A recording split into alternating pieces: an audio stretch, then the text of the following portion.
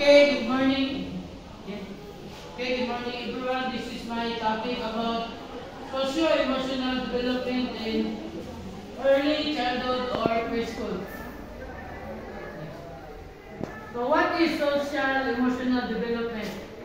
Social emotional development includes the child experience, expression, and management of emotion and the ability to establish positive and rewarding relationship with others. So dito sa social emotional development, dito natin makita yung pag-develop ng emotion ng isang bata or yung mga preschool, yung kanilang mga experience, expression, at paano nila mamanage ang kanilang emotion and ability towards positive and negative. Their developing minds and social experiences produce remarkable advances in the development of their emotional maturity, moral understanding, and gender awareness. It also includes to learn critical skills such as the ability to communicate, connect with others, resolve conflict, self-regulate, display kindness and empathy, and cope with challenges. These skills are crucial for school readiness. Without cognitive, social, and emotional self-control in the classroom, learner cannot occur. So these skills is much important in the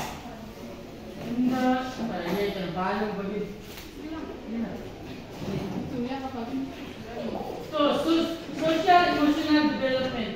At the age 3, your child's personality really begins to shine through. So napapansin natin yung mga bata sa preschool, yung mga may edad na 3, they have their own personal preferences and know what they like and don't like. Alam na nila yung mga gusto nila at ayaw nila. Children at this age are getting better using words to express their feelings. So napapansin natin yung mga bata, mas prefer sila na ma-express ang kanilang feelings through using words, which means fewer tantrums. Here are some additional things you might be seeing from your 3 years old. Ito yung mga bagay na nakita natin sa mga 3 years old na bata. First is the self-management skills. Learning to express emotion appropriately, less tantrums, learning to talk about strong feelings, becoming more independent. Example, dress self, puts on shoe.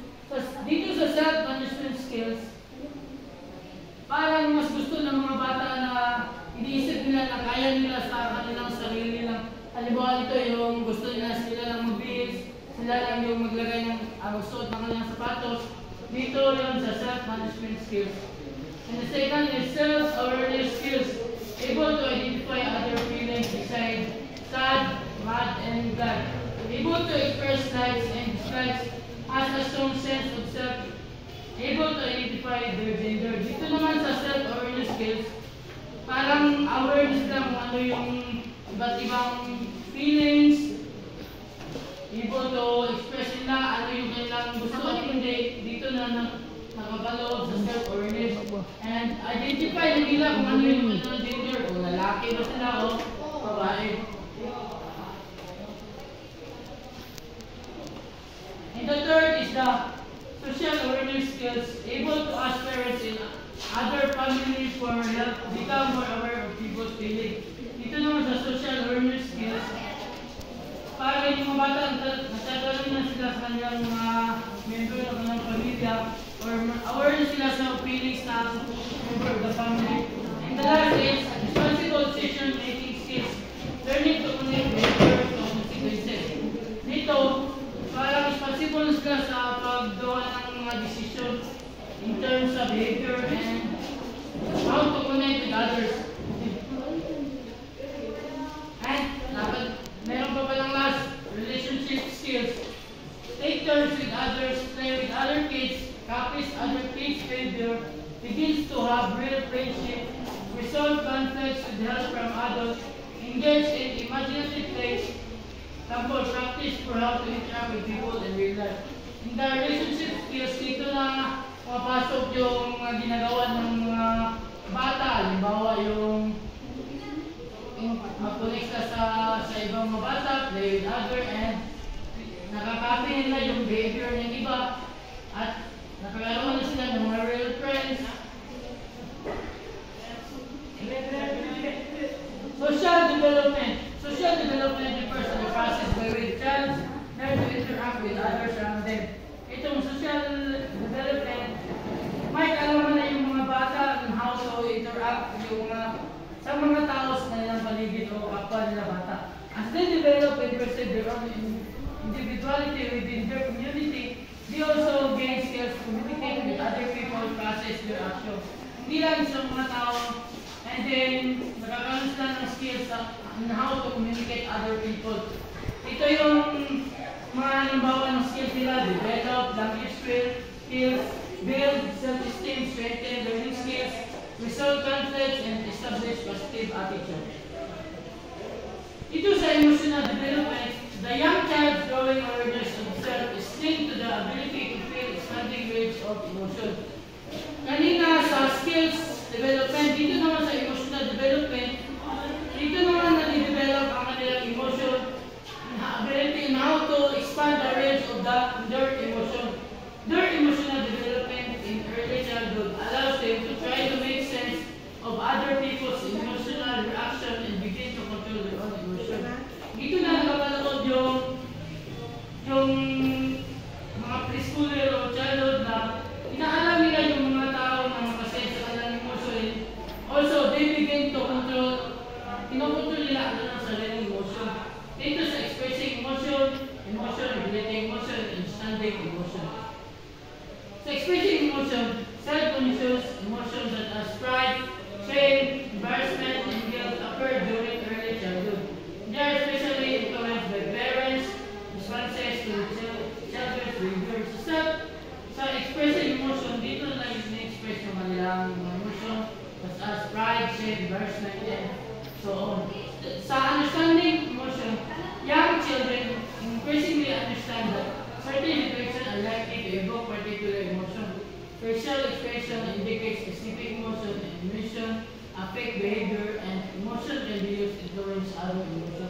Sa understanding emotion, dito na nalalaman na pwede ba lang maka-impact yung emotion sa iba, maka-influence sa iba yung emotion ng isang bata. Dito na-understand nila yung impact ng emotion. And the last is regulating emotion.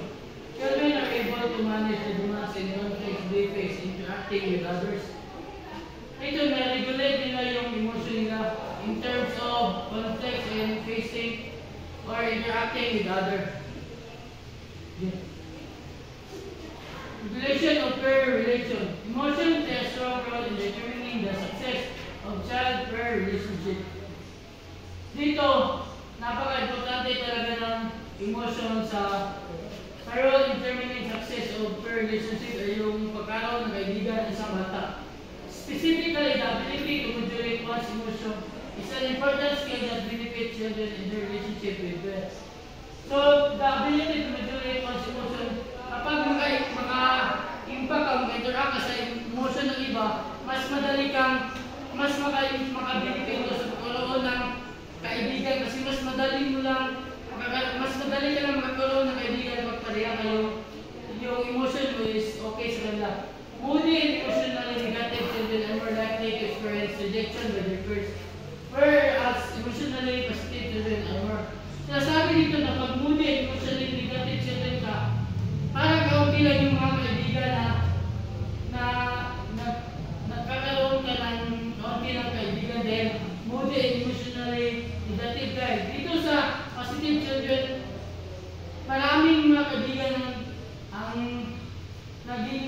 maraming naging kaibigan sila dahil sa kanilang sa emotion. A recent study revealed that 4-year-olds recognize and narrated strategies for controlling their anger more than they 3 years old. So the self-initiative versus guilt. Eric, social stage associated with early childhood is initiative versus guilt. By now, children have become convinced they are person of their own. They begin to discover what kind of person they will become. Dito, yung mga bata daw, nalalaman nila kung parang iniisip nila na kaya nilang tumalas yung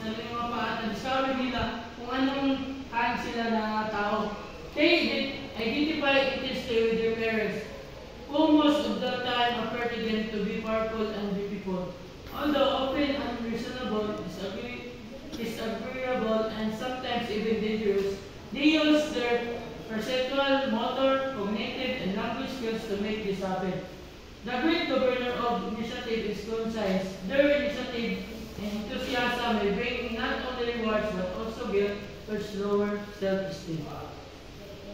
Self-understanding and understanding others.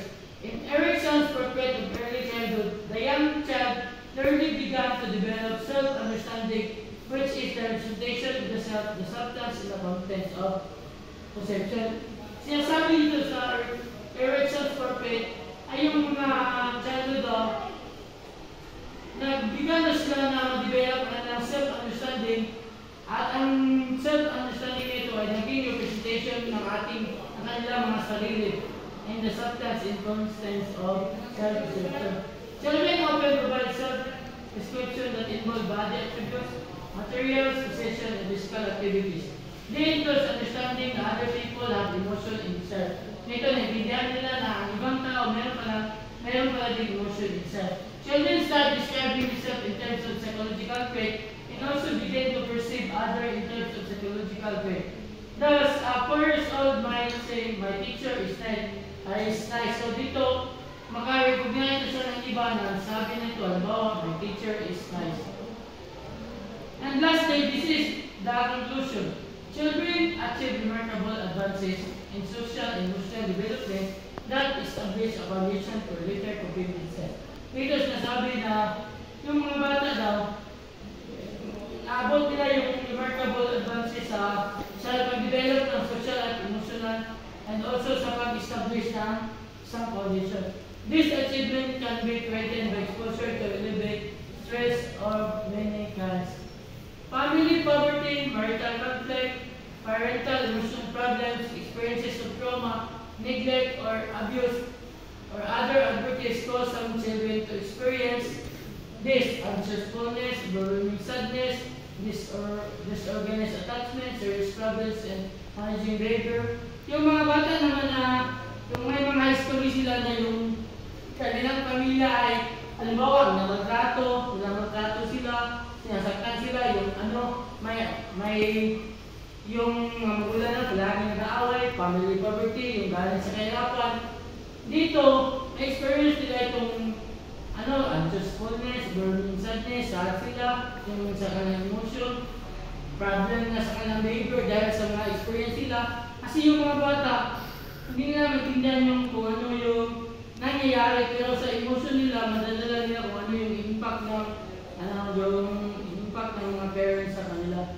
So sa akin, sa conclusion ko sa report ko, sa early childhood, napaka-importante talaga na i-guide yung mga bata na sa preschool or early childhood because it's very important para ma-maintain nila ang kanilang emotional development at para magamit ito kung lalaki sila dahil importante kung ganito yung 2 to 3. Kaya maraming salamat. Well, they do not leave at times.